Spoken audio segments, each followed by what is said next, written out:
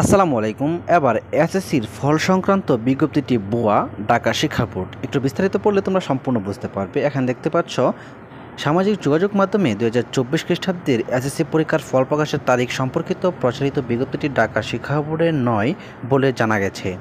রোববার মাধ্যমিক ও উচ্চ মাধ্যমিক শিক্ষা বোর্ড ঢাকার পরীক্ষা নিয়ন্ত্রক প্রফেসর মোহাম্মদ আবুল বাশার স্বাক্ষরিত এক জরুরি বিজ্ঞপ্তিতে এই তথ্য জানা যায়।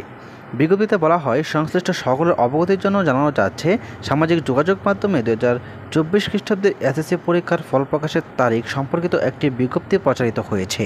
বিজ্ঞপ্তিটি ঢাকা শিক্ষা বোর্ডের পরীক্ষা শাখা কর্তৃক ইস্যুকৃত নয়।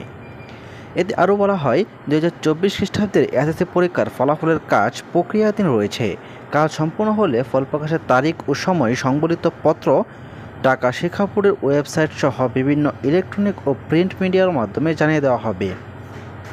এর আগে গত শনিবার বিভিন্ন সংবাদ মাধ্যমে সংবাদ প্রকাশিত হয়, চলতি বছরের মাধ্যমিক স্কুল সার্টিফিকেট, এসএসসি ও সমমান পরীক্ষার ফল আগামী মে মাসের 9 থেকে 11 তারিখের মধ্যে প্রকাশিত হতে পারে। এই 3 দিনের মধ্যে ফল প্রকাশের জন্য সময় চেয়ে প্রধানমন্ত্রীর সম্মতি চাওয়া হয়েছে। তার সম্মতি পেলেই ফল প্রকাশের তারিখ চূড়ান্ত করা হবে। গতকাল শনিবার বিকেলে আন্তঃশিক্ষা বোর্ড সমন্বয় কমিটির সভাপতি ও ঢাকা শিক্ষা বোর্ডের চেয়ারম্যান অধ্যাপক তপন কুমার সরকার এ তথ্য জানান।